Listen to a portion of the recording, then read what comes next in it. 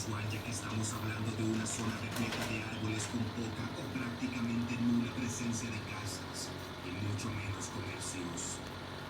Lo único plausible, según su experiencia, era que algún viajero se encontrara en una mala situación y estuviera aferrado a la casualidad de encontrarse con un conductor de Uber en el momento y lugar.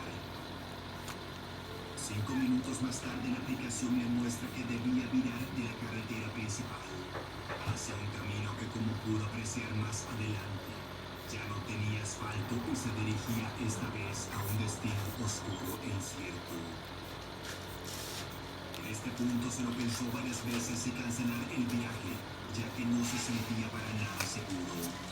Sin embargo, el pensamiento de que alguien lo necesitaba lo impulsó a continuar por el desolado camino.